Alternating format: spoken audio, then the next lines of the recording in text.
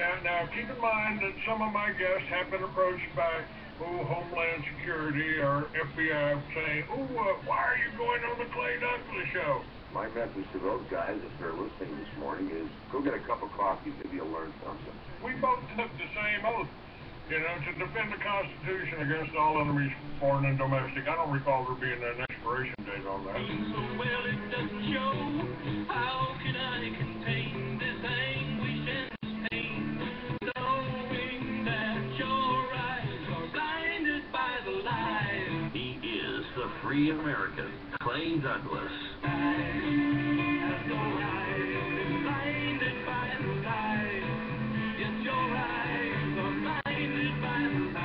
Catch the Free American weekdays at 7 a.m. Pacific, 10 a.m. Eastern.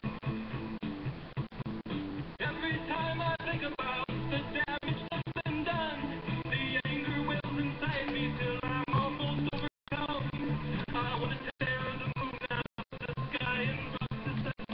Why do I feel so all alone like I'm the only one? For the podcast and more details, visit www.freeamerican.com or catch the podcast by phone by calling 832-999-8621. There's so many open purpose of divine eternity, like pretty thieves who thunder in the shadows of the night. They break inside and enter through the windows of your mind.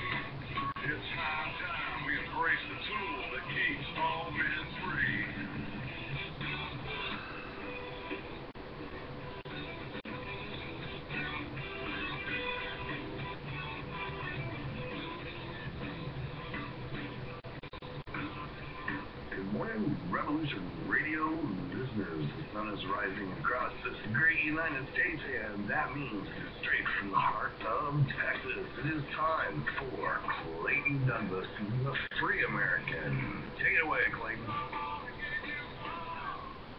All right. Good morning, ladies and gentlemen. Welcome to another edition of the Free American.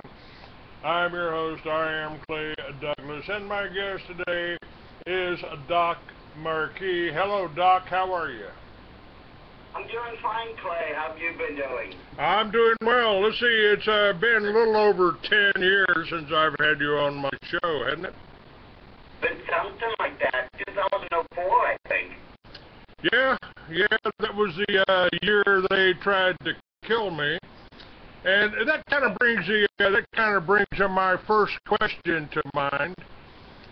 I referred to 9/11 on the air as an exaggerated case of Jewish lightning, and that was in March of 2004 when I put building number 7 on the cover of my magazine, and in April of 2004, this is before Snowden.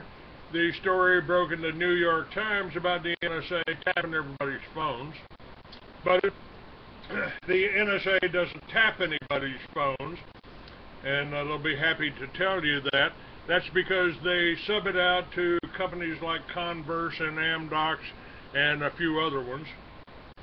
And then in May 20th, 2004, I called home and asked my son where he wanted me to go next. He asked where I was. I told him, and he said, go down 24th Street to McDowell, turn left, go to the wheel shop. 2 blocks before I got to McDowell, I got run over. I got hit and hospitalized. They rushed me to the hospital and kept me drugged for 3 months. Now, maybe that's standard treatment for 3 broken ribs. I just don't think so. My question to you is, if you are ex-Illuminati, and of course they were already upset with me because I blew the whistle on the Illuminati's drug dealing plan called Operation Watchtower. I'll ask you later if you're familiar with that. How are you still alive? How are they letting you give the secrets of their satanic Illuminati club there? Well, they're not letting me stay alive. Trust me, Clay. They would end my life if I stood in front of them right now. The long and short of it is, we have to remember, I was one of them, so I know the methods they use. So I know what to look for, I know what to avoid. And let's not forget, I'm also a born-again Christian, so I am convinced I'm alive because of the will of God. Yeah, I feel the same way. I mean, they have succeeded in killing me about 3 times, but I keep getting kicked out of heaven. Either that or hell's afraid I'm going to take over. At any rate, I'm still here. Now, this is not a new plan. I've often wondered here. Now, you refer to yourself as a born-again Christian. You know, Jesus was the first to rebel against the whole New World Order, one world Babylonian system. And I said he kind of saw the problem we got. How do you fight evil without becoming evil? And the Bible up till then was. I've asked myself, is this prophecy, or is this a plan? I mean, for 2,000 years we've been scratching our heads, wondering what the what do they mean about the mark of the beast? What, you can't buy or sell without the mark of the beast? What they could we possibly be talking about? Today we know they've even got commercials for the mark of the beast. They call it Health Link.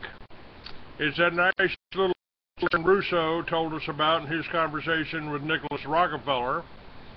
They put this little chip in it, and you, doctor, can wave his scanner over your hand and know how much you got in your bank account. What about the Bible? Is it a plan? Are we seeing the whole New World Order, the 8th beast, the mark of the beast, and all that? Is that prophecy, or is it an Illuminati plan? Because they've been around. I've told my listeners that the money changers Jesus ran out of the temple are still with us. They changed the name of the temple. They call it the Federal Reserve, the World Bank, the International Monetary Fund, or the Bank of England. Go ahead, Doc. Straighten me out. Well, the Bible, when it comes to what you just referred to, we have to remember one thing, Clay. God has infinite foreknowledge, so he has already seen all these things that would come to pass. When we look at the book of Revelation, when you're talking about the mark of the beast, which is Revelation chapter 13, Revelation chapter 13, verses 16 through 18, yes, there is definitely 3 ways to identify this soon-to-arrive Antichrist. That's through a mark, a name, or a number. Now, the mark of the beast could very well be that bioelectrical implant chip, or what's also known as an RFID chip. That one little injectable chip that they could easily inject under the skin of the right forehand or under your forehead, that little chip can hold up to 1,400 pages of information on any person. And if they were to use satellite tracking, they can track you to within 6 inches of where you're standing. With the drones out there, that's a little scary. Go ahead. Keep going. So you see, we do have quite easily the technology to fulfill those prophecies which are written in the book of Revelation in the book of Daniel, Isaiah, Ezekiel, Joel, and certain other places throughout the scriptures. God hasn't planned any of these things, but he has shown us his counter moves to all these plans through his prophecies. That's what we're talking about here. Now you've really got my attention, because I've asked myself, you know, I've been reporting on this New World Order crowd. They're real upfront about it. They tell you exactly what they're going to do. It's a mainstream news, isn't it? It's gotten to the point to where they're so close to their end game, and because of their arrogancy, they almost are willing to broadcast everything now, because most people in America, and I hate to say this, have been dumbed down in such a way that they don't think about these things, and so by the time these things happen, it's going to be too late for them. Well, you're right. I mean, well over 10 years ago, I interviewed Charlotte Ezerbite, who talked about the dumbing down of America. And Fridays, I have Dr. Jake Wade. He's the dean of Timothy Bible College, which is one of the solutions that we have here.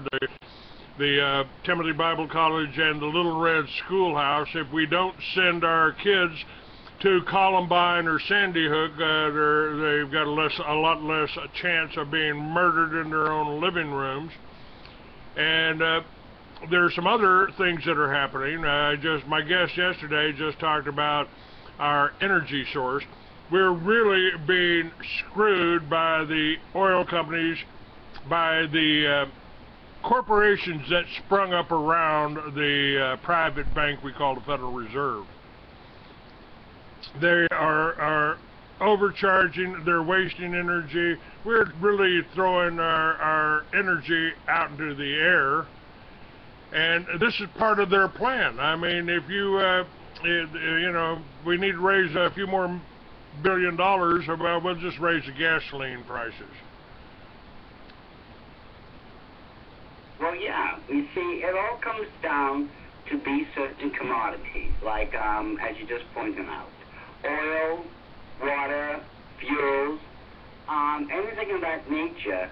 We are, as a society, completely dependent upon now, which means they can manipulate the supply and demand, and by doing that, they can manipulate how much money they're going to charge us. And yes, we, surprisingly enough, for most people, we actually have more oil than Saudi Arabia does. But ever since Obama has become the usurper of the White House, it's become quite apparent that these natural resources have been withheld from us.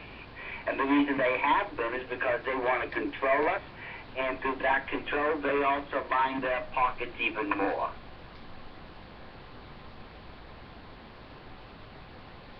So, what are the answers in the Bible? Now, my friend Dr. Jake Wade refers to the Bible as his answer book, and it works for him, so I certainly got no problem with that. And the verse that keeps coming to mind is, "Come out of her," and of course, "the truth will set you free." Now, I have a plan for coming out of her. It's called the Liberty Villages concept. And basically, I asked myself, how did we live 200 years ago? How did we live 2,000 years ago? Because the New World Order was still in power, whether it was Rome or Syria or the British Empire. Pretty much the same thing. This is all controlled by the banksters behind the scenes. How did we live? How did we manage to get by 200 years ago? We settled this whole country and built the strongest country in the world based on our Constitution with limited technology. And I think we did it with a self-sufficient family farm. What I'm telling people is pull back into your house, turn that crabgrass in your backyard into a garden, and put solar or wind on your house, and you don't need the government or the Illuminati or the banksters for nothing. How about that? Right.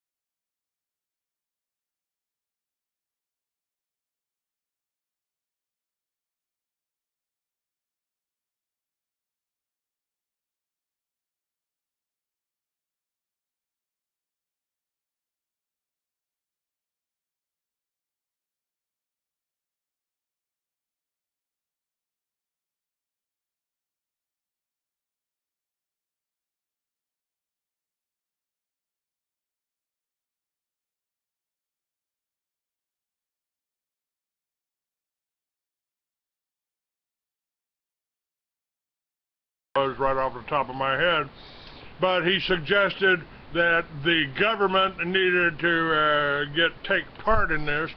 I agreed with everything he said except that. We don't need the government to take part in it. We don't need these people meddling with us. And I've got lawyers. I just had some lawyers on my show that do a lot of pro se cases.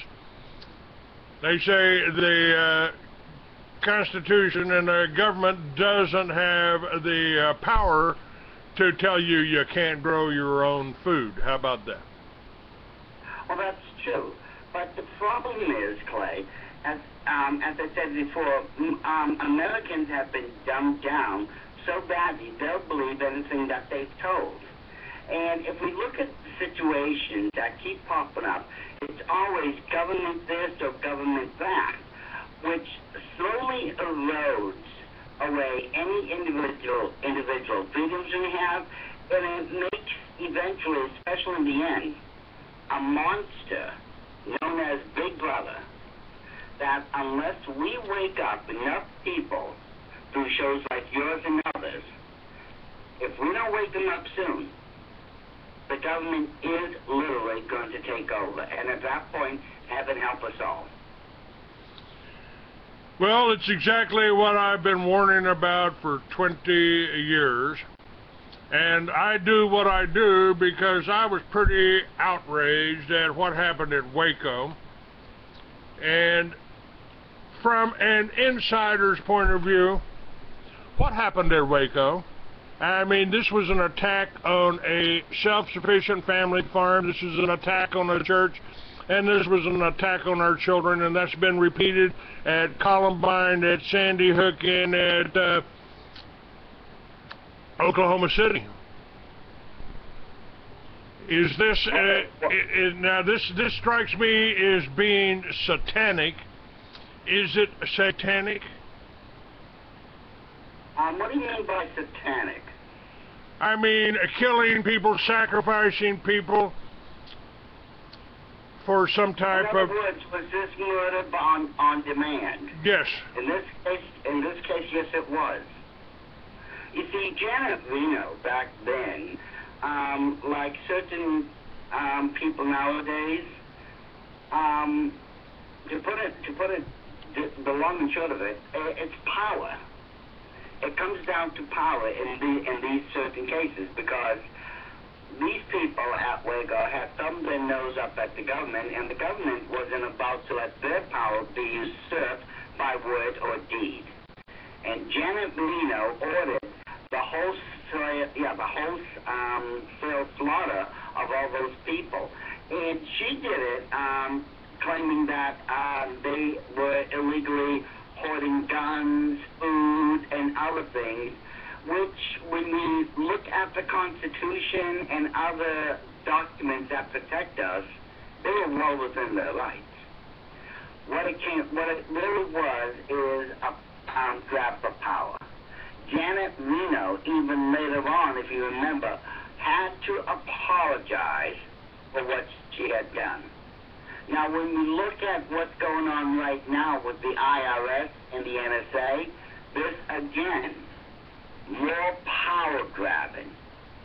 But what had happened, it really, really chose the wrong time to be known. Because right now, Clay, quite a number of Americans and people around the world are beginning to wake up to the truth of what's really going on. So once Benghazi happened, the IRS, the NSA, and now Homeland Security, it's becoming very apparent that our own government, quite literally, is constantly making grabs for power over our lives in every way that they can come up with. Because in the end, if this continues, they'll have so much control and power over the individual lives of everyone that at that point, there's nothing that they can do about it. We have to choose to act while we still can.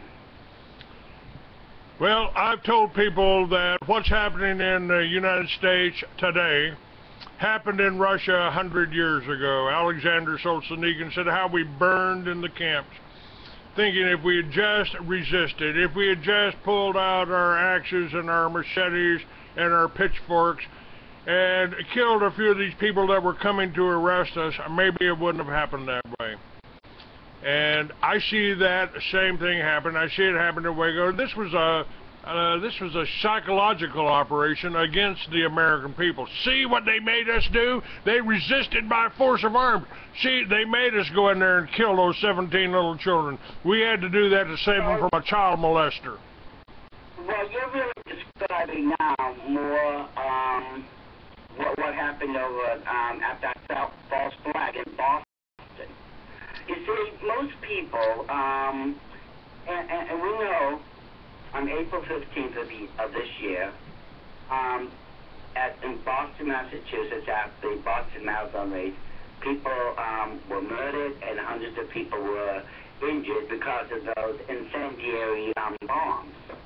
But there was a lot more going on than just that. You see, that was the surface excuse. This really was an Illuminati exercise for a martial law event to determine the outcome on a civilian population.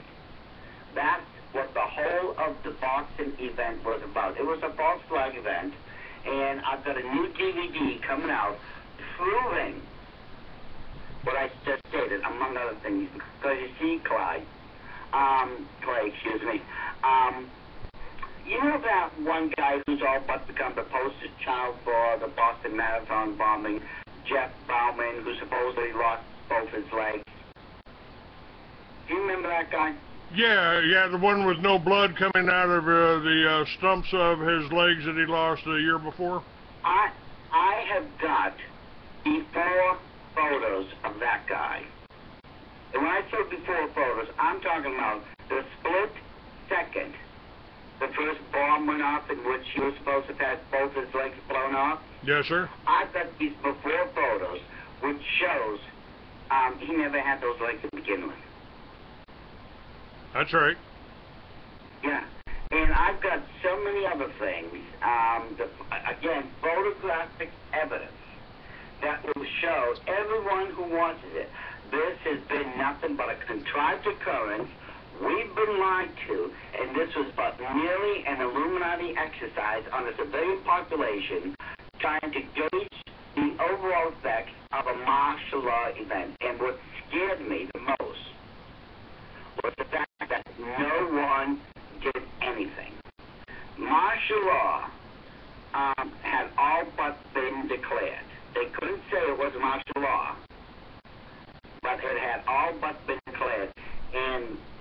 SWAT teams in Boston, was around Watertown, literally was just banging on people's door, demanding that they leave.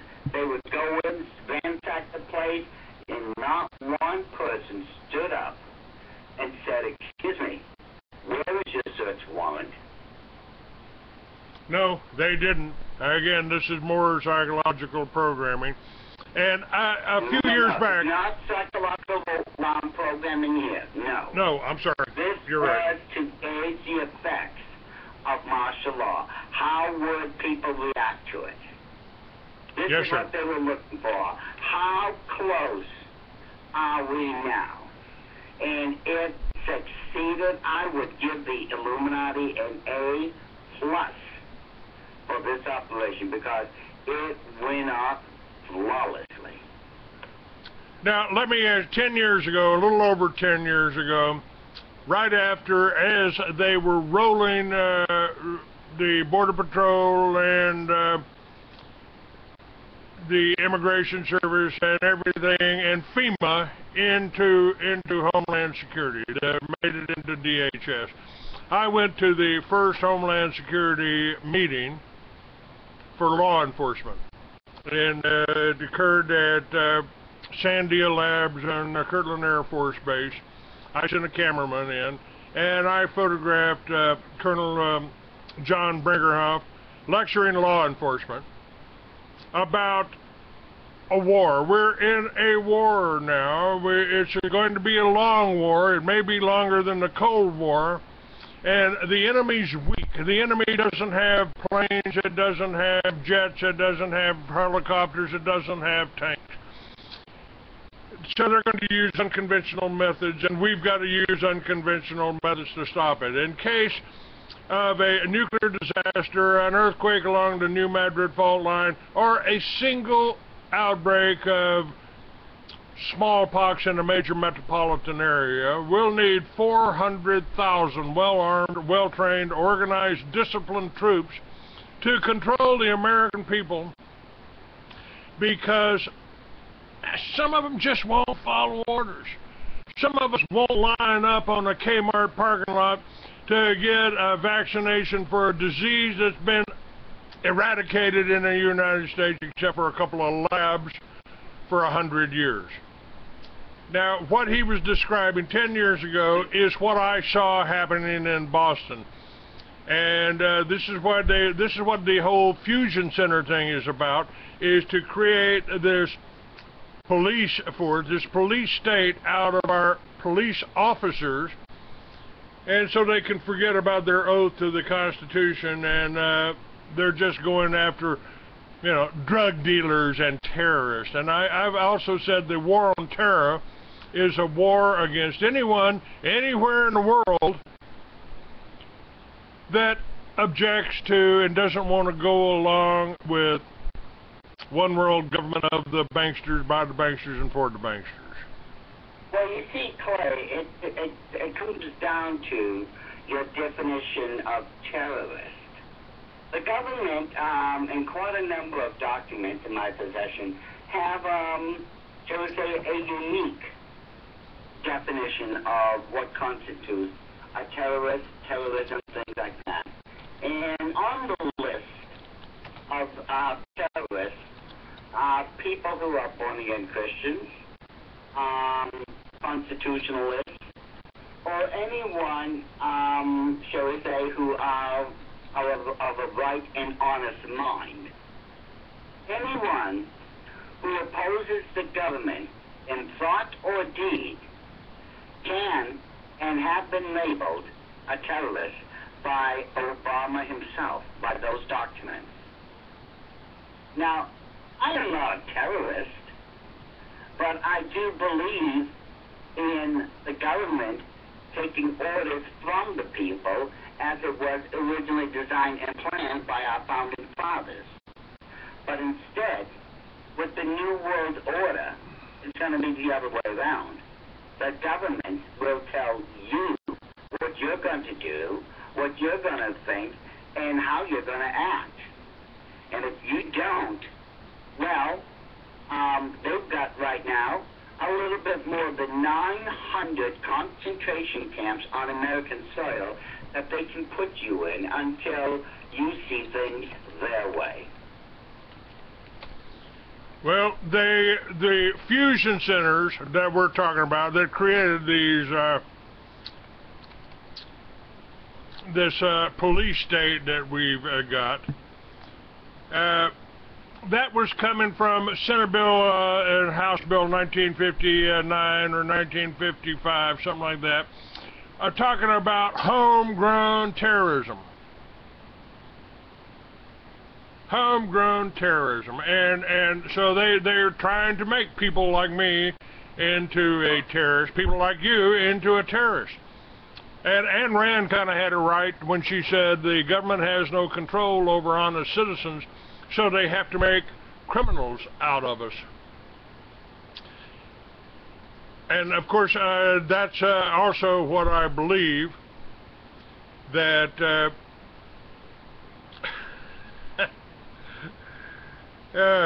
it's a sorry, I got distracted there, but they're trying to make us into terrorists. That's what the drug laws are about. That's why we got 19 states now that if you go to your local drug dealer, I'm sorry, doctor, you can get a prescription to, smoke something that I did time in prison for 45 years ago. You can get a prescription for this. It's legal in 19 states. You can walk around and smoke a joint without going to jail if you're in with the medical profession. And I've said if a man with a badge can walk up to you and arrest you and put you in jail for whatever you've got in your pocket, you live in a police state. So the war on drugs is simply the preceded the war on terror. They just expanded it out of the United States. I mean, how can they grow hemp in communist China and Russia and South America and Canada, but it's illegal to have that little leaf in your pocket here? Well, with the Illuminati, since they're the power behind it all, one thing you have to remember, they are constantly experimenting on certain aspects of society in order to gauge certain effects. Now, what they're looking for basically is how much control can we exercise by doing this. And this is what it comes down to, control. They want to control absolutely everything. And let's face it, Clay, they're going to have to if they're going to establish their New World Order as written by Dr. Adam Weishaupt himself back in 1776. Maybe that's not just a coincidence. Writings, the 7-part plan, which Dr. Adam Weishaupt himself had written, and the last part of those 7-part plans calls for, and this is in his own words, a new world order. These plans are hundreds of years old, and they've been working on them very slowly and very methodically, so no one would touch them and no one would see them. Now, they are so close that it's almost as if they don't care if anyone sees them or not, because they have that type of control over us now. And if anything drastically happens to upset their apple cart, they can have martial law declared in a split second and close America down and take us by force if they have to. Now, I've got a little bone of contention there, Doc. I think we've been under martial law possibly since the Civil War. You can feel it when you're in the street and you see a cop behind you. I think they have kidnapped our children from the farms. They brainwashed them. You know, the song comes to mind, how you gonna get them back on the farm after they've seen L.A.? They brought us into the cities. They created the jobs in the cities. And they want you in the cities because they can control you better. We've already got martial law here, and we've kind of had that. I've kind of had that discussion with Officer Jack McLam a few times over the years.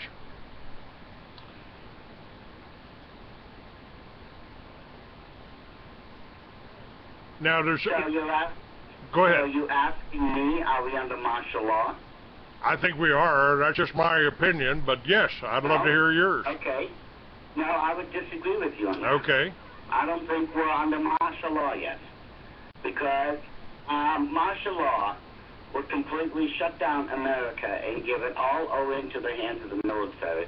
And trust me, if something like that happened, you and I are going to know about it in a split second, because you and I will no longer be able to come and go as we please. But we saw that happen in Boston, right? That was an exercise in determining how the public, a civilian public, would react to a martial law scenario. They were gauging the effects now. How would people react if a martial law scenario was enacted? And it came out brilliantly. It came out exactly as the Illuminati had planned. Now, let me ask you something. I've been doing this. You know, I've been doing this, trying to get this information out, your information out, and more information out. And I did try to organize people when we started the militias. You know, the ADL will tell you that Clay started the militias. They just don't tell you that I did it in the governor's office.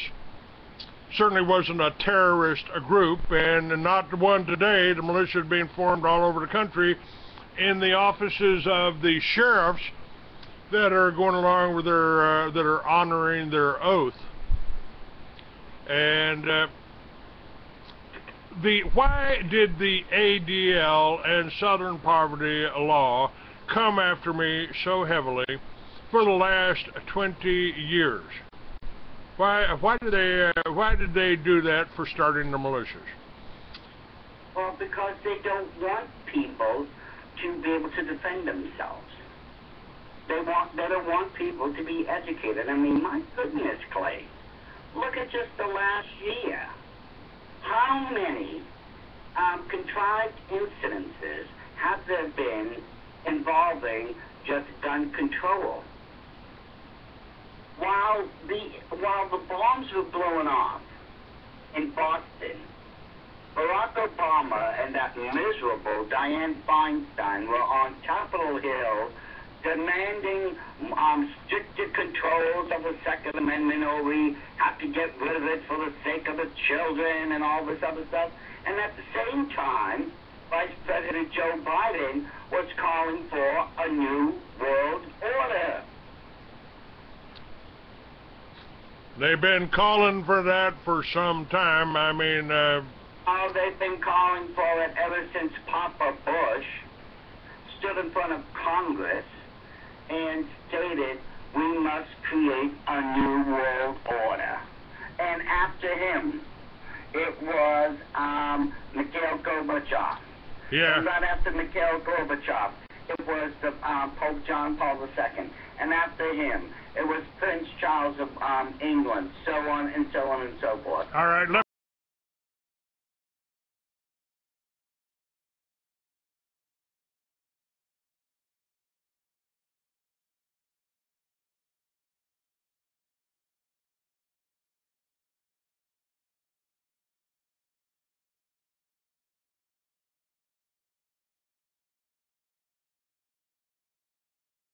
A new world order. all right. Let me, George, you got something to say on that? George, you there? I think he is. Hang on to just a second here.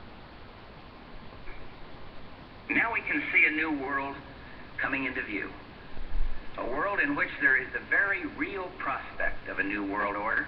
The New World Order does not mean surrendering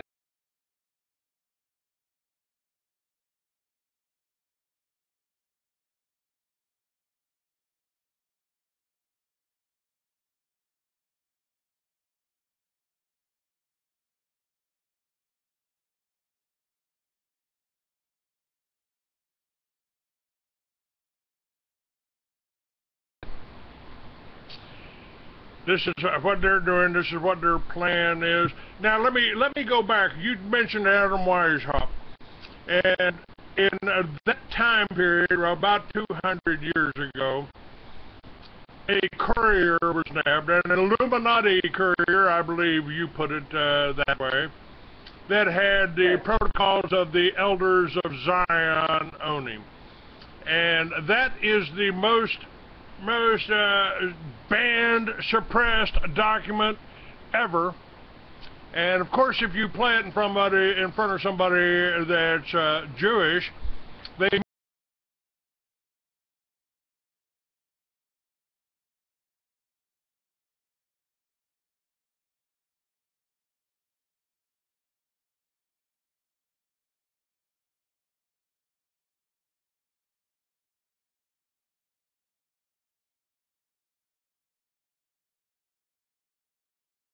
is the exact plan for everything we see happening today, how they plan to make it work. Is that correct? Well, that's true, and the reason most people don't understand the protocols of the Elders of Zion for what they really are is because it's coded. You see, that is a coded Illuminati document. And in DVD 5 of my series, not only did I decode the whole document for everyone, but we go over it very carefully, and the end result is there's absolutely no doubt about it. The 7-part plan of the Illuminati towards the creation of a new world order is not only in there, but what's also in that document are the actual minutes of the meetings of the Illuminati that cover plans of theirs for the next 100 years. Now, when we read the document, and I mean you decode it, and read the document for what it is, my goodness, Clay, it's as if you're reading yesterday's newspaper. It is that accurate. It has nothing to do with a Jewish Zionist conspiracy. That's what the code was designed to create in the mind of people. It's meant to make you think it's a Jewish Zionist conspiracy if you don't know how to break the code. But if you break the code, it's very, very painstakingly obvious this is an Illuminati document, and it contains their plans for the creation of a new world order. And they also, excuse me, among other things, in those plans, take full responsibility for the creation of the Great French Revolution and other things throughout history. Now, I have said, you know, I mean, they use, and they brag about this, this is a trick we use. Anti-Semitism is a trick that we use. What I have told people, that the Constitution takes care of it, so if you want to beat your head against a Wailing Wall, knock yourself out, I'll watch. You want to stick your nose in the dirt and your ass up in the air 3 or 4 times a day, I'll try to keep the St. Bernard off of you. And if you want to get on your hands and knees and pray to God for a Cadillac, I'll put in a good word with him so you don't drop it on top of your ass. This is not about religion, but it's about a new world order. It's about control. And the Pharisees were trying to put this control upon the people in the Middle East 2,000 years ago.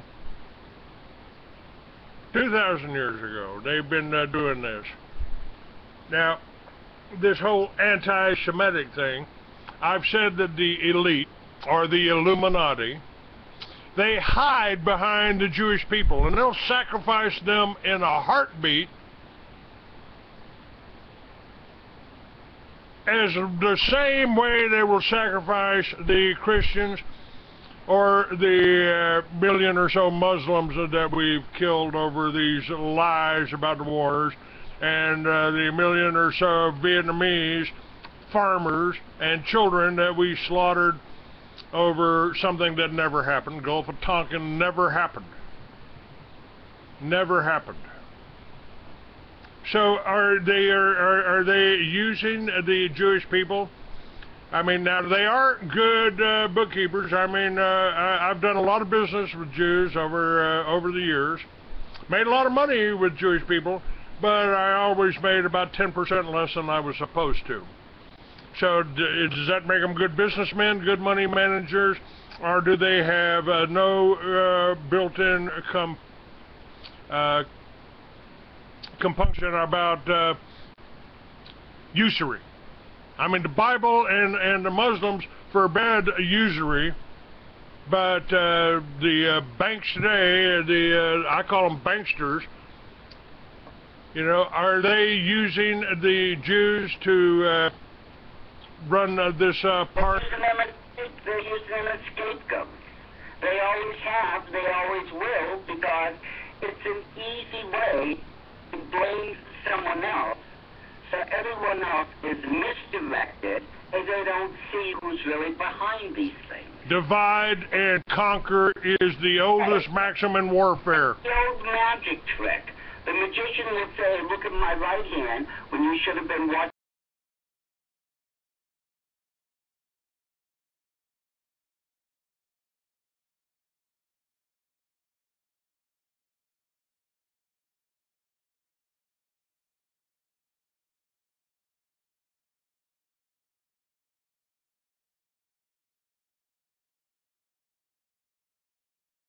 It's probably because I've got the protocols right up there at the top of my site. I say the protocols are authentic,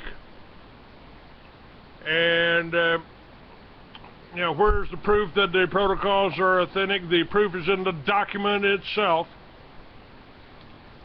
What is going on in the world today is a fulfillment of the protocol, and Henry Ford told us the only statement I care to make about the protocols is they fit in with what's going on today. He said that in 1921 in the New York World. Yes, and he was right, because the problem is, as I stated before, people don't understand it's a coded document, and if you don't know the code, it reads as if the Jewish people are at it again. And that falls right with what we just said. It's the old ploy, let's blame someone else so no one sees us. And that's why, in my DVD series, I wrote that fifth DVD, and I gave it the proper title. The fifth DVD is called The Illuminati.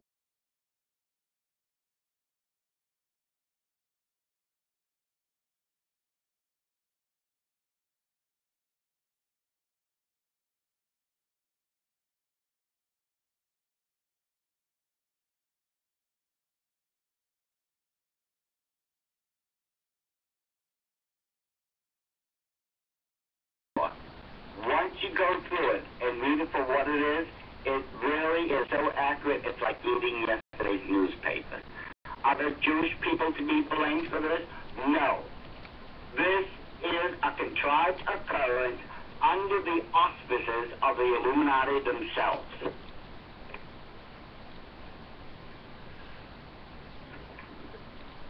How do we oppose that? How do we oppose that? The easiest solution and the best solution, and I've said this for 34 years now, ever since I left the order of the Illuminati. The easiest solution is education. You see, an educated person understands what's going on and knows how to prepare for it. A dumbed down person has no idea what's going on, will just go along with all the other little sheeples, and by the time they realize something's wrong,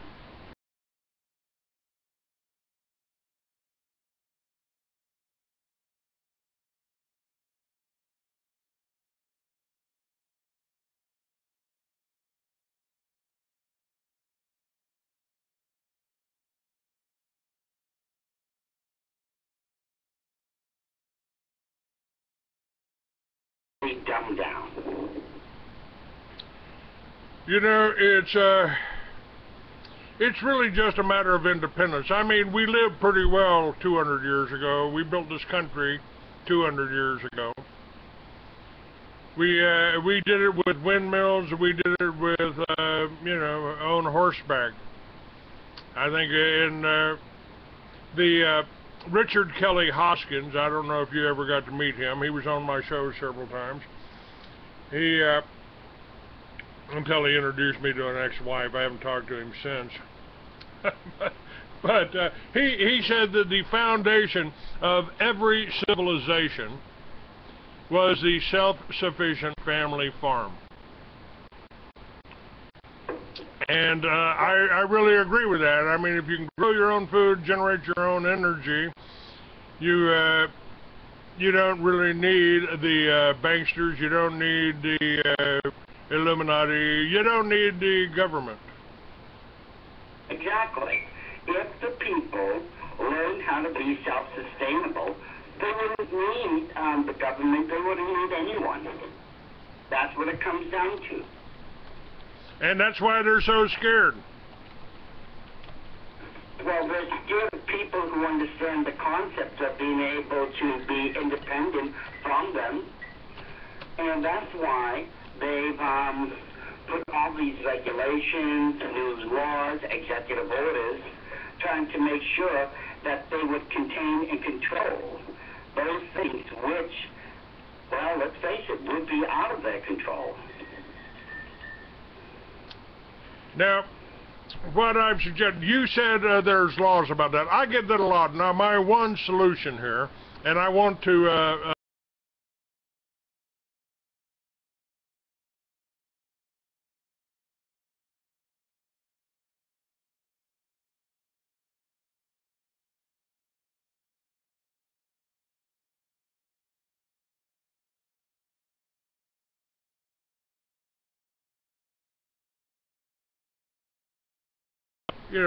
we do have the technology, and he made some comments how we could save a hell of a lot of money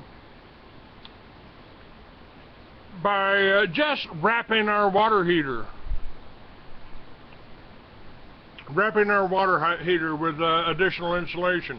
And there's because that would contain a lot of the heat that comes out as residual energy. That would be a very good way to start. It's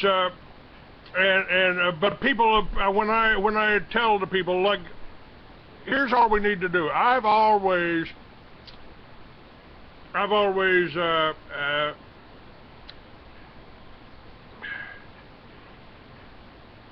sorry, they got, I was talking about my Harley riding chihuahuas here on the chat room. The people say, well, they won't let you do that, Clay. They won't let you put solar on your roof. They won't let you put a garden in your backyard. They won't let you do that because the zoning's against that, and the neighborhood association, you can't have a windmill on your roof.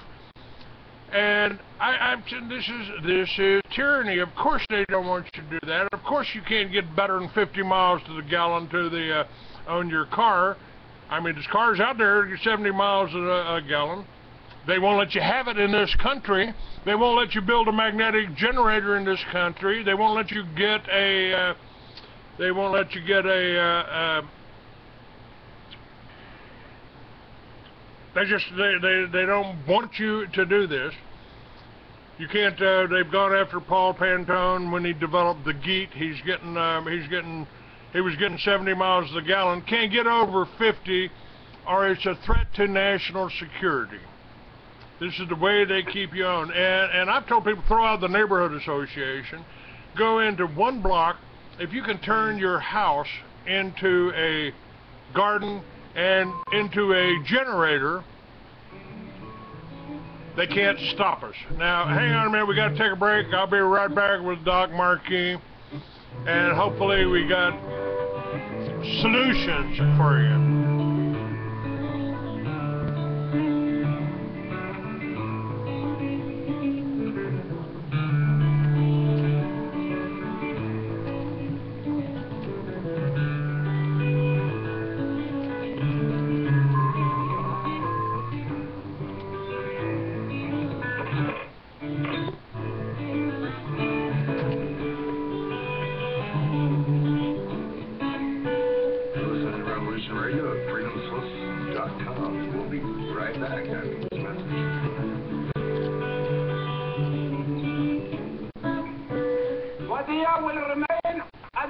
dictatorship. Oh, be quiet. Why are you guys so anti-dictators? Imagine if America with a dictatorship. You could let 1% of the people have all the nation's wealth. You could help your rich friends get richer by cutting their taxes and bailing them out when they gamble and lose. You could ignore the needs of the poor for healthcare and education. Your media would appear free, but would secretly be controlled by one person and his family. You could wiretap phones. You could torture foreign prisoners. You could have rigged elections. You could lie about why you go to war. You could fill your prisons with one particular racial group, and no one would complain. You could use the media to scare the people into supporting policies that are against their interests. Tune in Monday through Friday, 4 p.m. Eastern Time for Liberation Nation with Deacon John, where America comes to hear the truth. I know this is hard for you Americans to imagine, but please try. Everybody's out of work, or scared of losing their job. The dollar buys a nickel's worth. Banks are going bust. Shopkeepers keep a gun under the tongue. Punks are running wild in the street, and there's nobody anywhere that seems to know what to do, and there's nothing to it. We know the air is unfit to breathe. Our food is unfit to eat. We know things are bad, worse than bad. I want you to get mad. I want you to protest. I don't want you to riot. I don't want you to write to your congressman because I wouldn't know what to tell you to write. I don't know what to do about the depression and the inflation and the Russians and the crying in the streets. All I know is that first, you've got to get mad. You've got to say, I'm a human being. God damn it. My life has value. Yo, yo! Be here Monday through Friday at 7 p.m. Eastern Time and Smear the News with Jason Railway. Because when it's time to crush, it's time for Jason. Revolution Radio, freedomslips.com. You don't need to expect us. We're already here.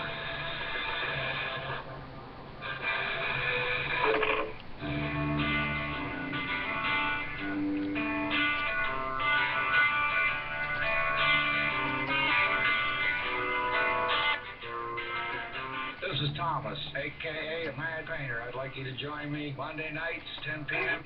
Standard Time for Open Canvas. Don't forget to bring an open mind. Yes, folks, that's right. Bring an open mind to an open canvas. Again, that is Monday nights, 10 p.m. Eastern. UFOs to government corruption. This is Revolution Radio, freedomslips.com. You don't need to expect us. We're already here. Now you can share the topics that drive the discussions of your favorite talk shows with TalkStream Live's topic-driven talk radio. List and promote real-time talk radio topics, or post the topics that you want to hear. Hot topics are tweeted and retweeted, and include simple click-to-listen audio links. The future of talk radio is topic-driven talk radio. Available now at TalkStreamLive.com.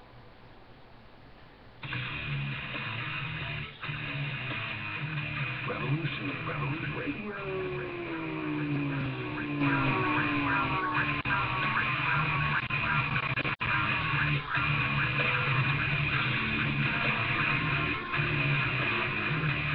You don't see it, do you? How close we are to absolute chaos? The sick ones are sitting on their fat asses, eating and drinking themselves into a stupor, polluting the world without a second thought while it goes down the toilet. Nobody wants to do the nasty work. You know, the shit that we all just think about. Most good citizens are just along for the ride, and they can bitch and moan and complain about everything when it doesn't work out. Not me. Get it right. Revolution Radio, where we do the nasty work. www.freedomslips.com.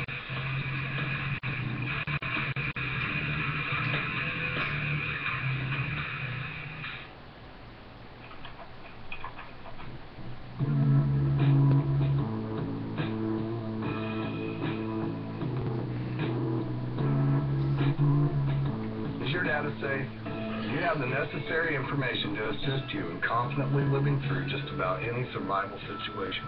In survival, from gardening, off-grid living, medical knowledge, or even natural or man-made EMPs on your list of personal concerns, you have your documents and your personal information in a safe place in your hands where you know where it is. Well, check out our preloaded EMP-proof thumb drive. Over 3 gigs of survival documents and how-tos, plus the USDA offline food preservation website, and much, much more, including a surprise bonus we just can't tell you about here. With plenty of room left over to store your most important documents. Imagine if a megavirus or computer failure took out your bank, or all the banks for that matter. Are your banking records safe in your hands? So when they get things fixed and repaired, you can say, hey, look, this is what I had. You have it. I want it back. Is your personal data safe? Family records, addresses, phone numbers? Well, squeeze on over to freedomslips.com. Yes, that's www.freedomslips.com. Click the banner on the homepage for the EMP Proof bullet drives to get the full scoop of everything that we offer. So, folks, keep your data safe for your peace of mind. Revolution Radio, freedomslips.com. You don't need to expect us. We're already here.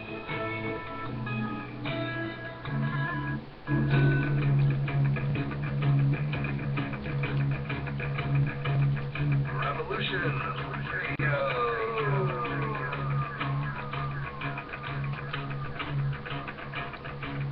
You're listening to Revolution Radio, freedomslips.com, 100% listener-supported radio, and now we return you to your host.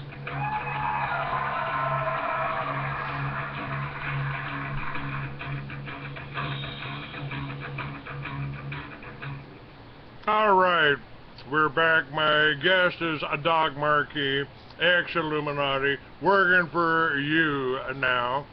And the concept I came up with, you know, first of all, it started out, I had 5 acres out in the middle of nowhere, and I figured rather than put a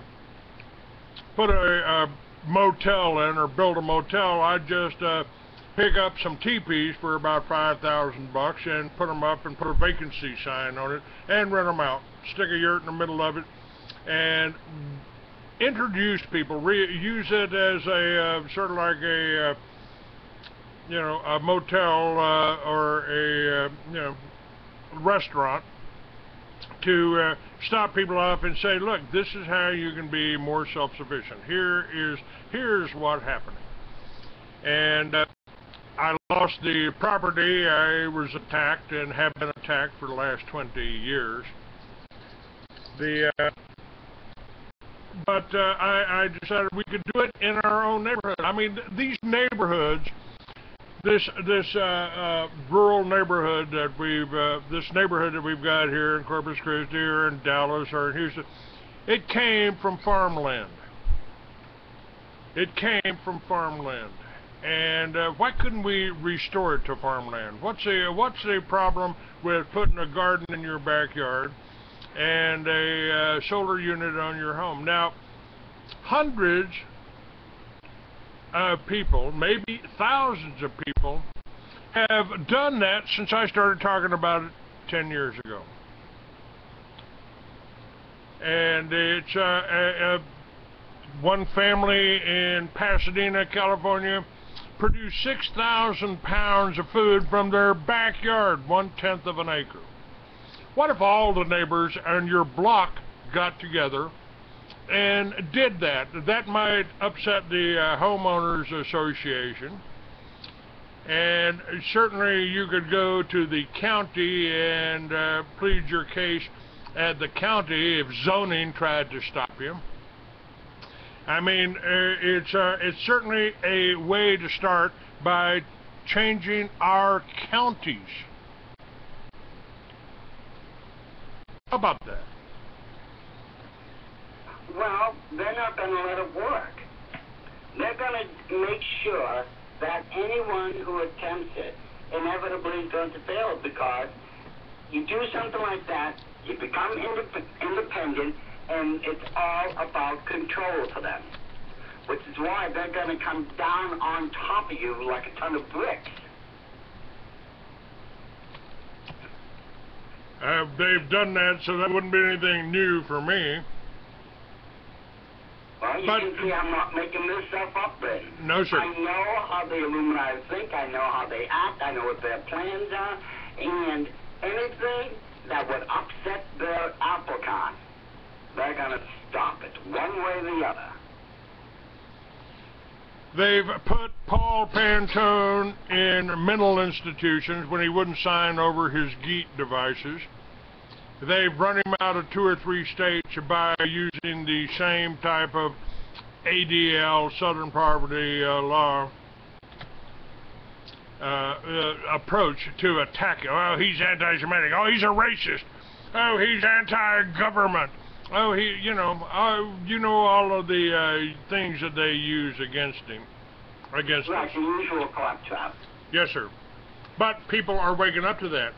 And it's kind of interesting right now. We've got Brandon Robb, who they tried to do what they did to me. They tried to drug him, wanted to do a lobotomy on him.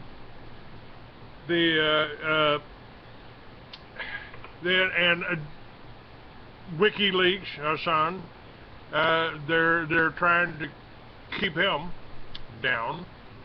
And now Snowden, Edward Snowden, I mean, he has really made it mainstream, so everybody knows that they're doing this. They're tapping everybody's phones.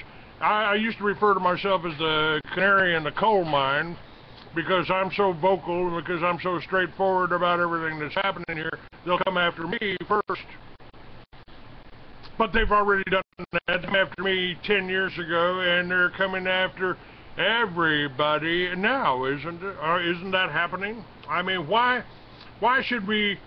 They want you to be. They feed on fear. It's almost like they're psychic vampires. They want you to be afraid. They want you to think they've got more power. They want you to think they're invincible. And if they were like that, if they had that kind of power, we'd still be under the Roman Empire, the Syrian Empire, or the Egyptian Empire, wouldn't we? The Greek Empire, and you know, they went around trying to conquer the world too. They don't have that kind of power. They're very close to it now. That's the problem. That's the problem. They are so close to it. And people just don't realize what's really going on. I mean, look at how successfully they've been trying to misdirect people from what's going on with the IRS, the NSA, and the Benghazi scandals by putting up the Trayvon Martin shooting.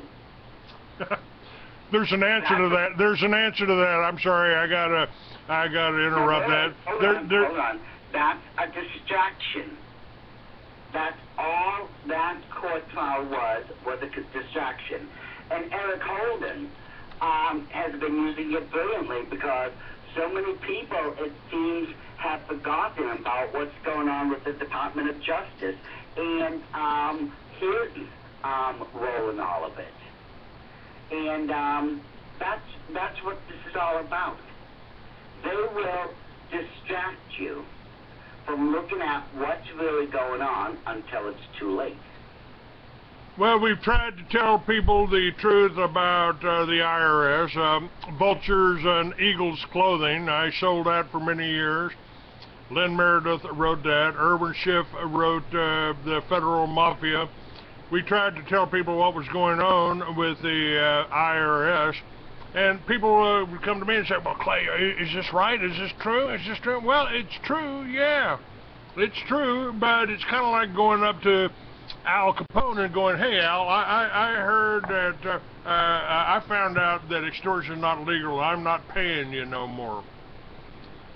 We have a criminal government here.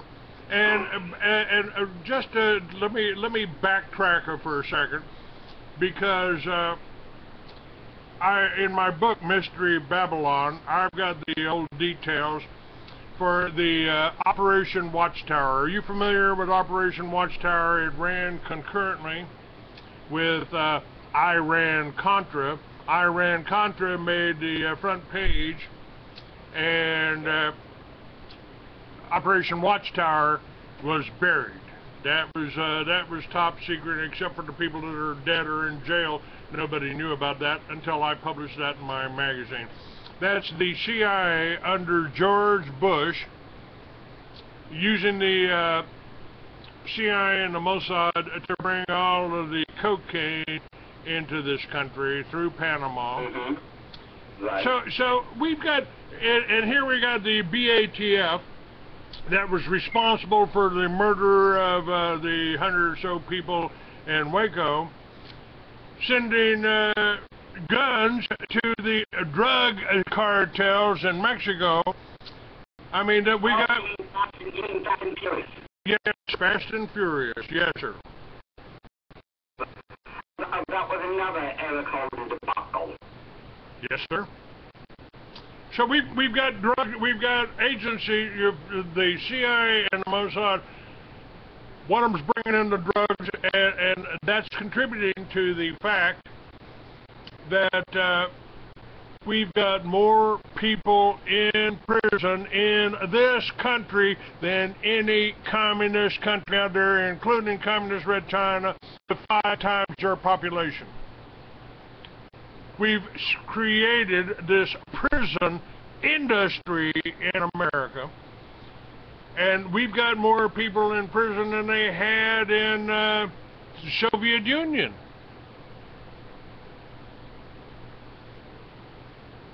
I mean, now how do we turn this around, Doc? I mean, this is they've set up the trap. I mean, they built the better mousetrap to get patriots. Anybody that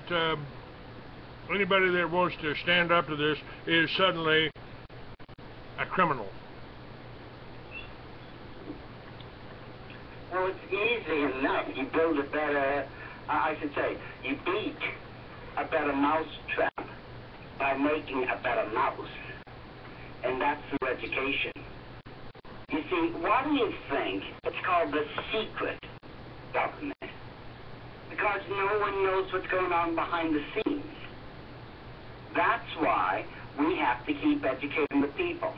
You know, this weekend, Clay, I'm going to be in Colorado Springs, Colorado, doing a prophecy summit for Prophecy in the News, one of the biggest Christian ministries in existence. And 6 months ago, I told them what one of my 3 presentations would be about. They were struck by the information I had. And now, with what's going on with the NSA right now, did you hear about that 40-something slide presentation that the NSA has been using to train the people on all the spying they've been doing? No. Okay. Well, there is a 40, I can't remember the exact count, so let's just say it's a 40-slide presentation. And this is how they were training their people and how they were using other search engines like Yahoo and Google and Bing to, you know, gather information and such. Part of my presentation will be to incorporate that slide presentation of the NSA. I've got it in my possession. I was going to blow the whistle on the NSA and the IRS at this prophecy summit, but it seems certain people like Snowden and others have beaten me to it. Nevertheless, I'm going to show people the training methods, among other things, that the NSA had been training their operatives, and I do call them operatives, through this slide presentation. I'm going to show people exactly what they've been up to all along. And that's not counting what the Illuminati cards had to say about it all along, because the Illuminati cards also weigh heavily into all these different topics we've been covering. Now, day before yesterday, I guess it was on Friday and Monday, I believe I had some people on that were talking about a solution. How do we fight the Federal Reserve? They print all our money, and our founding fathers warned us about this. If you ever allow... That's what Iceland did. Fire them. Throw them out of the country and let them know in no uncertain terms that we owe you nothing. Because once Iceland did that, Iceland has not only recovered, but they're thriving. responding as a people now. Look at what happened when, who was that?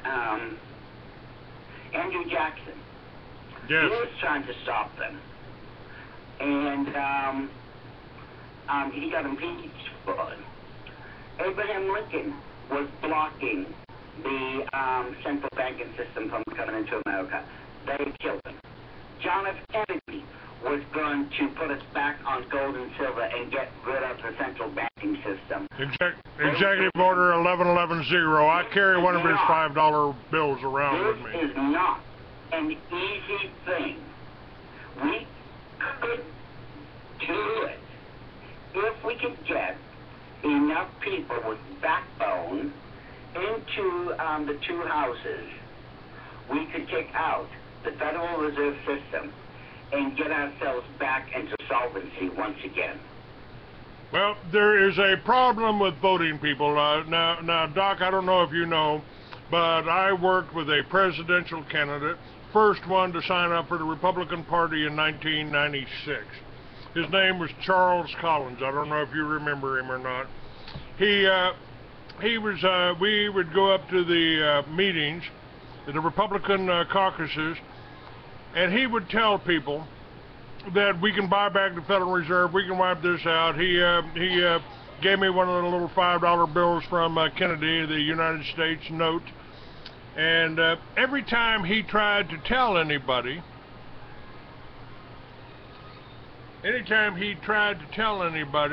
they cut all the cameras off, and they cut in 2 states. They unplugged his microphone, so nobody ever knew Charles Collins was ever running for office. They did pretty much the same thing with Gary Johnson. He ran for president, and they did the same thing with Ron Paul. So how do, if the Illuminati, the Rothschilds bought AP before the turn of the century, the 1900s, early 1900s, they control. You don't know who anybody that's trying to tell you the truth. Certainly, Clay Douglas isn't going to get on the Today Show. Even when they accused me of starting the militias, they wouldn't let me on the Today Show. They wouldn't do any interviews. The only time ABC or NBC ever called me was when somebody shot Gabby Gifford. I was the first one they called in Tucson when that happened. So how can we vote out Congress? Everybody in Congress, as far as I'm concerned, everybody that voted for this Patriot Act, and somehow they've renewed the charter of the Federal Reserve, which was up in 1913. I hear they renewed it for 100 years. I haven't confirmed that yet. It makes the whole voting system a joke. And by the way, they're counting the votes too, so we know that ain't happening. How do we do this again? How do we get around this thing? The internet is our greatest tool, and they're afraid of that. They keep closing down. That's why I'm blocked in libraries. That's why I'm blocked in Intel or Intuit. If you work for Intel or Intuit or Office Depot, you can't get freeamerican.com. And as a result of that, they managed to limit. As a matter of fact, what they managed to do. I was going to say, Clay, I know what you mean, because I was supposed to do a video show last week, but because the week before, no, it was only 3 days before, I was supposed to do that show again. I did that show on a Friday. I was supposed to do it on Monday. They pulled the plug on the show.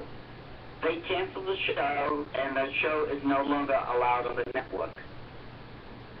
Yeah, they're going to try to block us. I mean, but there are still ways around it. I mean, people think, well, we can't do these big shows. Well, of course you can. You just have to know how to go about it. I mean, I've done Oprah, Geraldo Rivera, 2020, Inside Edition, hard copy. I've done dozens of major talk shows here in America, and that's not counting the ones overseas. But, yes, it's getting harder and harder all the time, because every time we come with a new way of going about these things, they figure a way to block it. Yes, it's going to cost a lot of hard work and effort, but it's worth it if we can continue to put the truth out there. And that's what we need to do, because the thing is, if we educate the voting population, and they vote in, let's just say a certain individual or individuals, in such a sweeping majority, there's no way that they can cover that up. They can't hide that fact. Well, I believe we can do that with flyers, with posting in your local grocery stores, if we do it county by county. Now, what I propose and what we've got people working on here, I couldn't do it before. But now I've got the help of Revolution Radio. I've got the help of people that know how to operate on the internet. And what we are putting together is already been done. Again, this is not anything new. Oklahoma Food Co-op has done a wonderful job of setting up, putting farmers and ranchers and city folk together in a co-op. Now, what my plan is to build on that and make it in every state and every county. If you got a county sheriff, he can help manage the co-op. And it's just if we can't grow the food in the city, great, we'll grow it on the farm, and we'll help the independent farmers, beat that ninth plank on the Communist Manifesto they call corporate farms. That's what they want. That's what they're trying. And I think the co-ops are ways to do it. We've also had a couple of guests on that answer the other question I got. How do we oppose the Federal Reserve? Quit using it.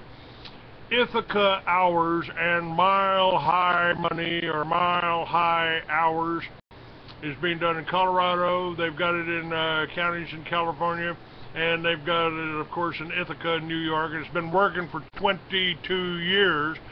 We're not talking about anything ever revolutionary here.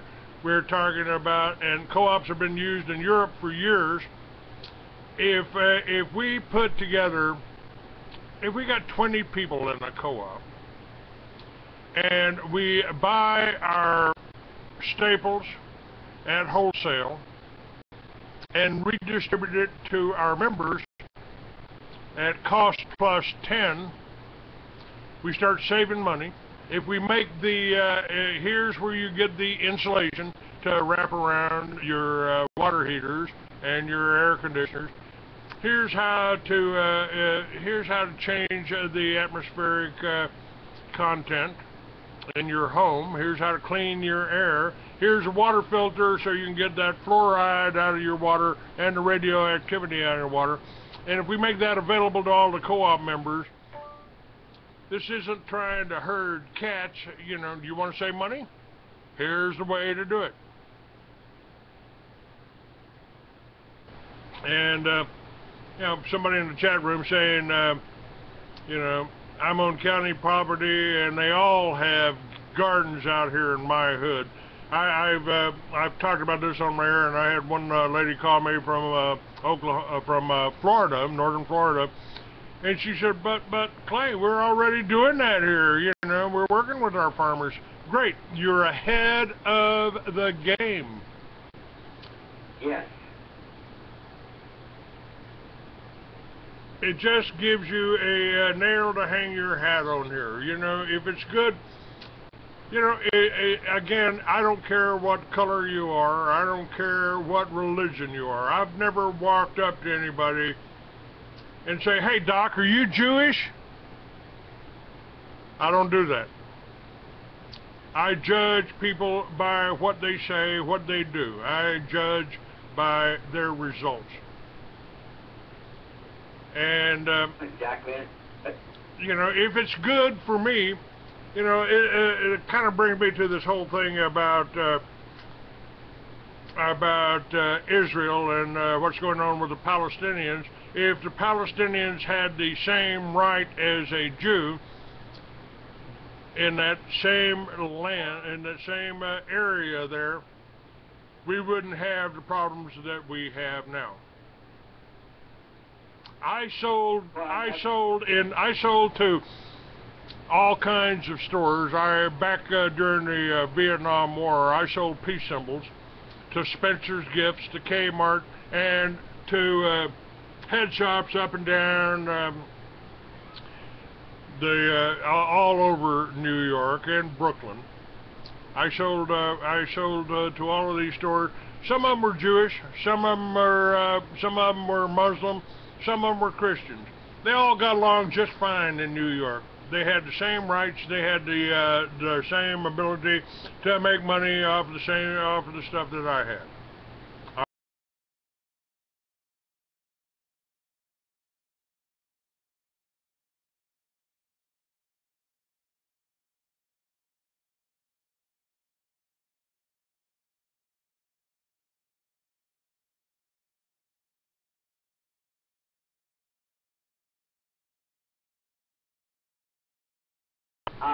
The strongest part of the backbone of America, because it's the small businessmen that employs 5 to 10 people.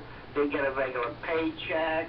They are able to sell their wares and do everything else. I mean, if we look at the statistics, we find out you obviously have more small businessmen than these large ones. And so it comes down to the small businessmen.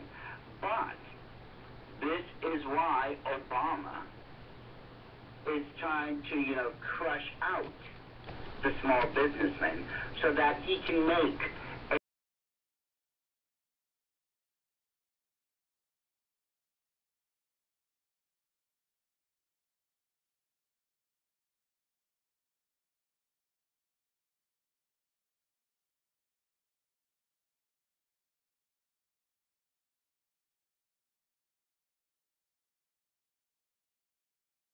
who was the head of the Order of the Illuminati at the time.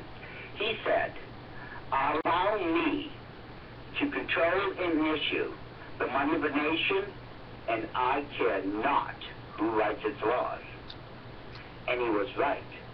Whoever pulls the purse strings makes the rules.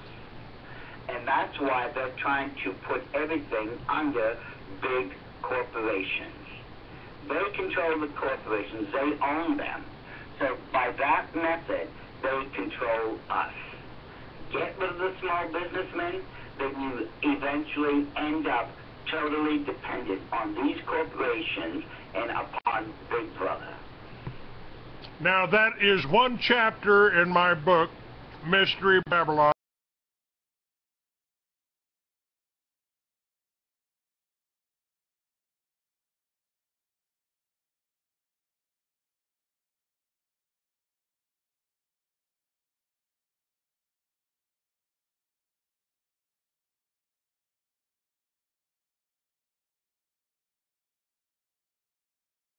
Our founding father, one of them, he told us, if you ever allow a private bank to issue your money, the banks and the corporations that spring up around them will leave your children homeless in the land that we conquered.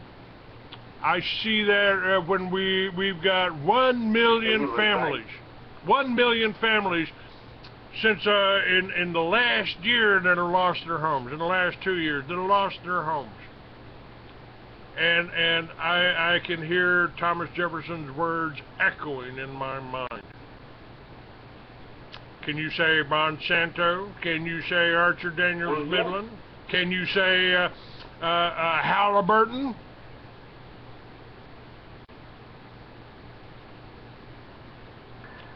let's look at Monsanto. Anything that is, the genetically modified foods, oh my goodness, the medical ramifications are horrific. There are, of course, nations throughout the world that won't buy any seeds or produce from Monsanto, and those who had,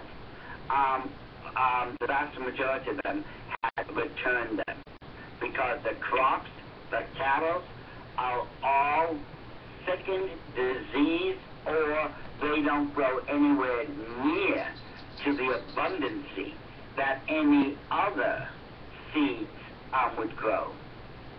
See, it's been proven. It's been proven that Monsanto is a disaster. They modify the food in such a way that supposedly it produces a lot quicker and supposedly a lot more. But the end result is that it's a lesser quality, and it can get a lot of people seriously ill. And the cattle themselves, oh my goodness, I've seen the evidence for myself. You can take a look at a cow, for goodness sake, that's been fed nothing but this Monsanto disaster, and compare it to another cow that hasn't been. That other cow is 5 times healthier, and you can tell just by looking at it that it's 5 times healthier than that sickened Monsanto cow that was just fed all that genetically modified food. No, Monsanto the people have to get rid of Monsanto, but the problem is Obama has written a law that makes it impossible to bring any type of lawsuit against Monsanto. That's right. Well, they've written it in, they've got it written in stone that the Illuminati want to limit the population of the earth to a manageable 500 million. It's called the Georgia Guidestones. No, I know about the Georgia Guidestone. I shot DVD 7 and 8 there. That is not the Illuminati Guidestone. Okay, no. What is that? What is that? That was put up by the Rosicrucians. The Illuminati's plan calls for the depopulation of the earth by 2/3. They have to have a sustainable enough, a sustainable workforce so that they can keep the whole world going. You can't keep the machinery as big as this earth going with only 500 million people. The Illuminati have already calculated their numbers, and they've realized that the Earth's population is too high to sustain, so they're going to depopulate it by 2/3. And they've already started doing this back in the 70s.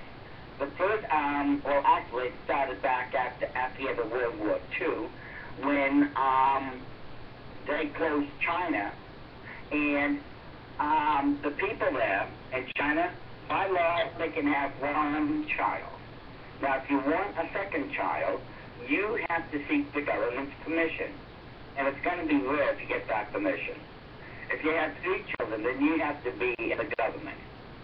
That's one way of population control. The way they experimented here in America, and they're still doing it, was through abortion clinics. Ever since,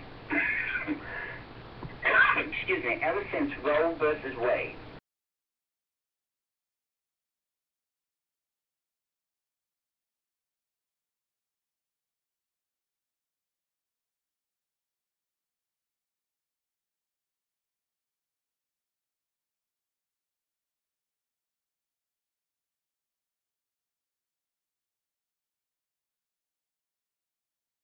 nature. And there's other methods that they're using now in America. One that easily pops to mind are the chemtrails. One of the things that caused me the most concern about these chemtrails are the levels of strontium in it. Strontium, my goodness, that can destroy the body in more ways than I can think of. But all these methods are experiments in how fast they can depopulate areas through various methodologies. All that simply because they are planning to depopulate the earth by 2/3. Now, we've got chemtrails, and it's hard for me to determine what the cause behind the dumbing down of America is. Is it the chemtrails? Is it the fluoride? Or is it the education system? You see, when I left the order of the Illuminati back on April 15, 1979, when I became a born-again Christian, I went to Louisiana Baptist University in Shreveport, that's my alma mater, to become a high school teacher. I was teaching sociology and history. I did a survey back in 1983 on America's educational place in the world. We held second, third, fourth, and fifth place globally when it came to education. The only other nation that beat us out was China. Well, I revisited that same thing and survey, I should say. And 10 years later, we fell down to 14th place. Now, 2 years ago, when I checked my survey again and compared everything, we are now down to 28th in the world. In 30 years, we have gone from second, third, fourth, and fifth place down to 28th. It is so pathetic that half of American adults cannot read a bedtime story to their own children, and half of our own graduating seniors out of high school can't even read their diplomas. The dumbing down of America has been very successful from the Illuminati's perspective.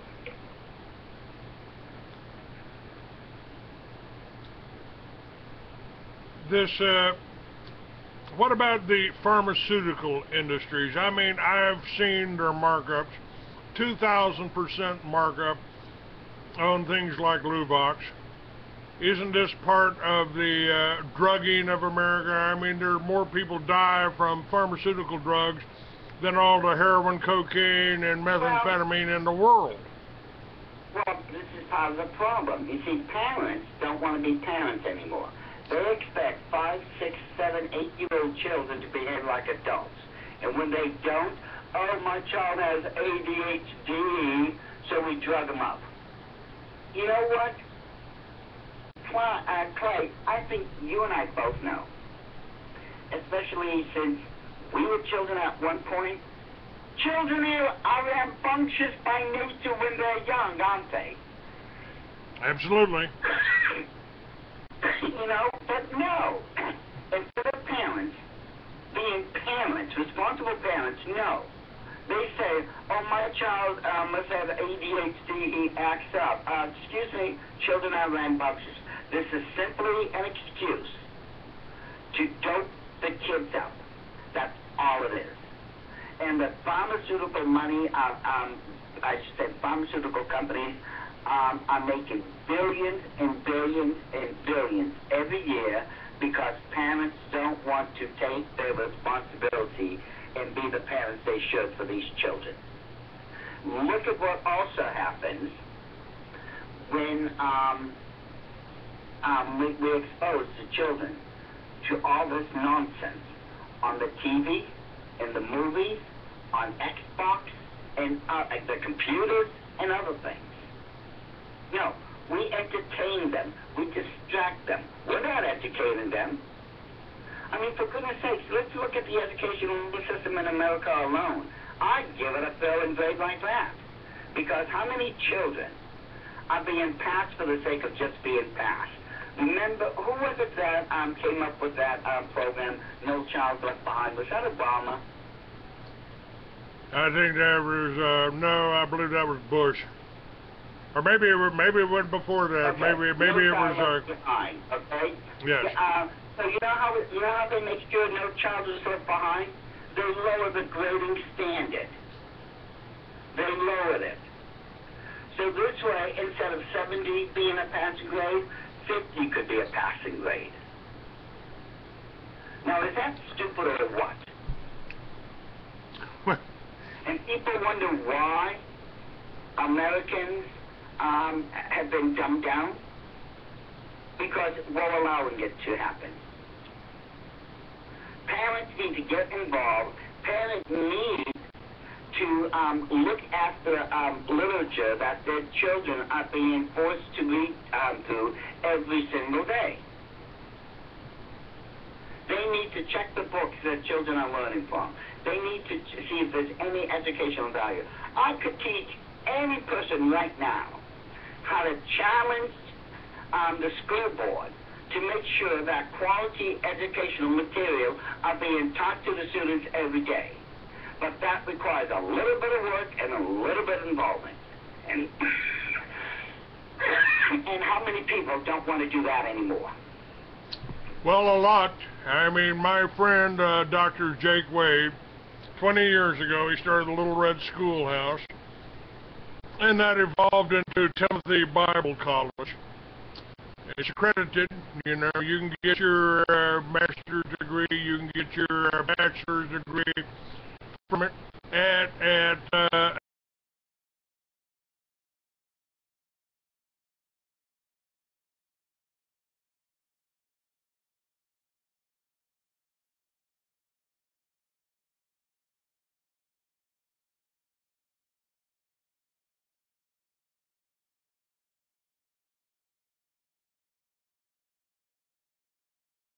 these Ivy League schools, there's 7 of them, and other educational institutes throughout America.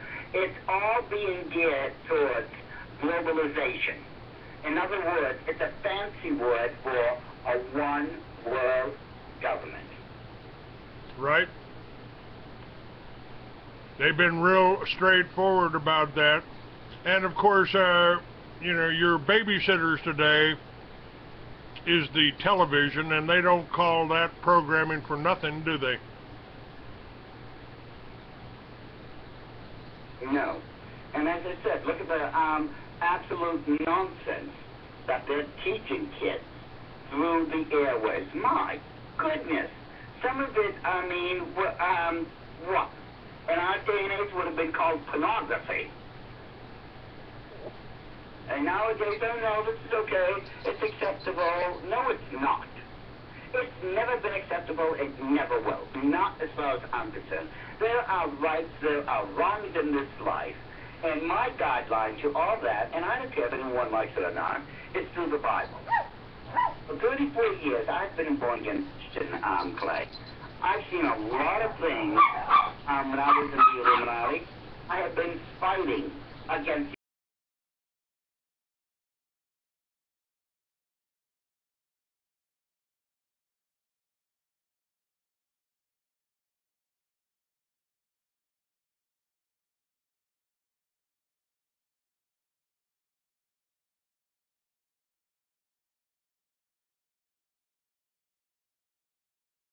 way, and whether or not you like it, you're going to end up with a new world order.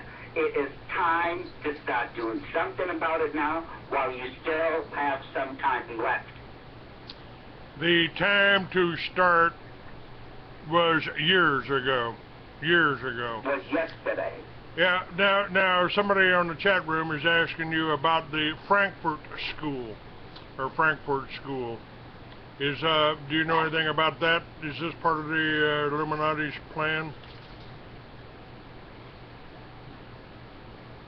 Remind me about that. I don't know about that. I just had somebody on the chat room ask about the Frankfurt, and I'm not sure if it's Frankfurt or Frankfurt that he's talking about.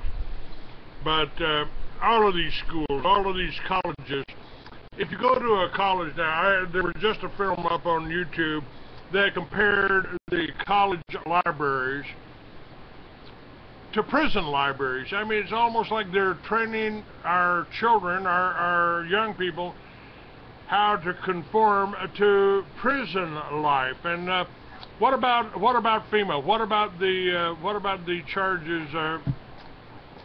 These FEMA camps and everything else that's going on.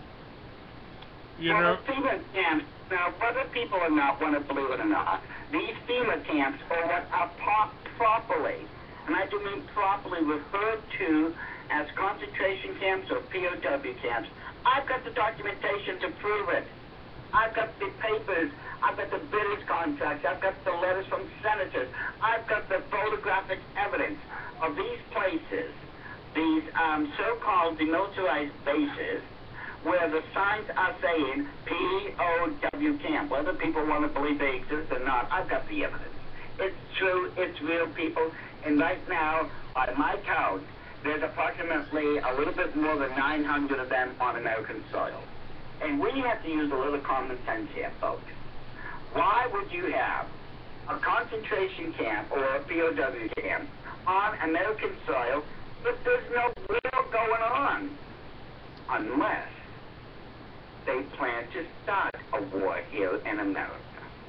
Well, the film that I've got out... As far as the educational system goes, the libraries, as I said before, look at the educational system.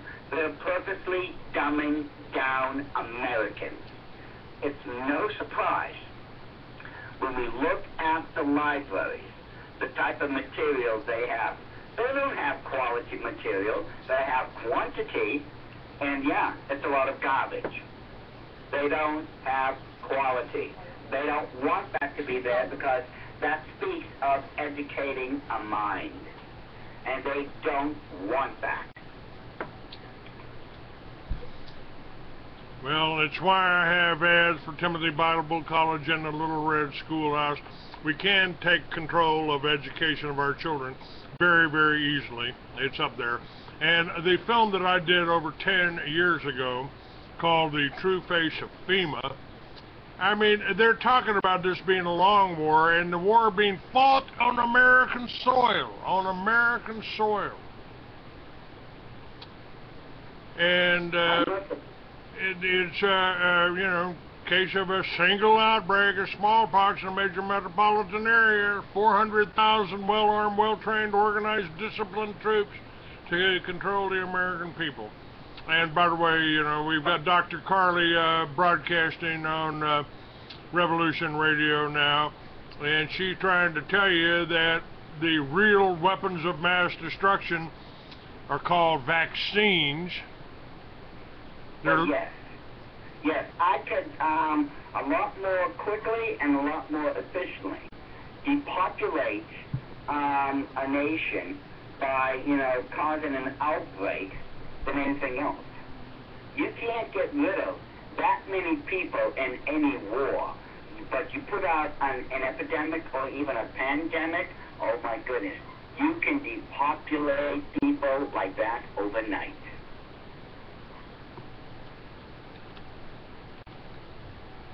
The Frankfurt School is a school of neo-Marxist interdisciplinary social theory, associated in part with the Institute for Social Research at the University of Frankfurt.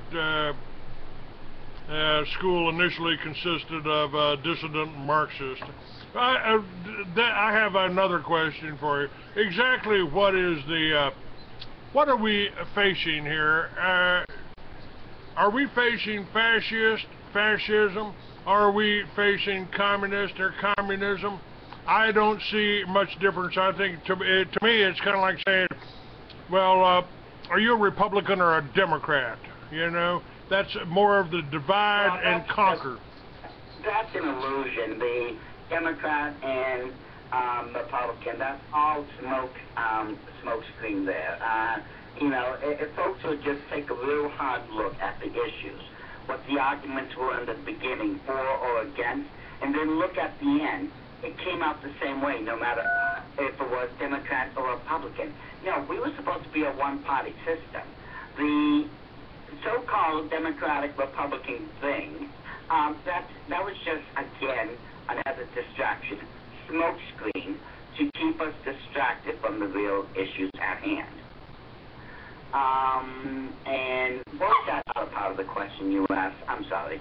Well, just the difference. I mean, they're the whole Republican, Democrat, fascism or communism, fascism or communism. What we are going to end up with, if we don't do something, it's not going to be fascism so much as it's going to be communism. And even then, more than likely, it'll end up somewhere between communism and socialism. And we are very, very quickly being propelled into that direction unless we slam the brakes on this out-of-control train. I mean, just look at what they're trying to do with Obamacare. They're trying to force you to get on health care that so many Americans can't afford. And here's the really, really dastardly part about it. If you don't get on Obamacare or some type of health care system which you can't afford, you're going to be fined every month. Every month, you're going to be fined for not having health care. So either way, your money is going to end up in their pocket. And now look at how Obama is illegally changing the law. He's putting stopgaps and delays on certain parts of Obamacare. So when the primaries come up, the mid-elections next year, it won't look bad on the Democrats. So his Democratic buddies will stand a better chance of winning. We're going to end up somewhere between communism and socialism. And if you look at the blackboard and, put out communism, it looks great on the blackboard, but in actuality, it never worked out. Look at Russia, for goodness sakes. My goodness, how many tens of millions of their own people starved to death because communism was supposed to have been such a good idea. We're all going to share the wealth. I'm sorry. It looks like the vast majority of the wealth went into those people who were in control. And from what I understand of communism, everyone is supposed to have a fair and equal control over the system. Yeah, as I said, it looks great on the blackboard, but that's the only place it works. And it worked out like that simply because it was the Illuminati who created communism to begin with. You can take a look at the precepts of communism, compare it to that of the Illuminati, and you'll find out those two belief systems line up perfectly. Well, it's just another name.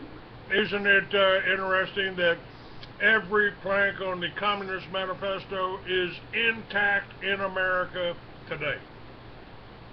Every single point. And what's even worse, when we look at the way Adolf Hitler had created the Nazi regime, we find out right now, and ladies and gentlemen, I defy anyone to try to prove me wrong on this point, we find out that every step Adolf Hitler had taken, Barack Obama has also taken. Remember, every single dictator, whether it was Mao Zedong, Joseph Stalin, Adolf Hitler, you name it, had always stated, the first thing you have to do is take away their weapons. Why do you think Obama and his crony, Dianne Feinstein, are so desperate to take away our weapons? And the greatest hypocrisy of this is that while Dianne Feinstein is saying we have to take away our weapons, the people's right to self-defense, she carries a handgun in her own purse. All right, we're out of time, Doc Marquis. Cinda, this is a great interview. It'll be up on YouTube. It'll be up on Free American 69, and it'll be up on freeamerican.com. I urge you to send this out to everybody. We are going to do the co-op. We are going to try to make a difference. And I won't quit. All right. Thank you very much. God bless you all. Send a donation. Keep us on the air at Revolution and the Free Americans.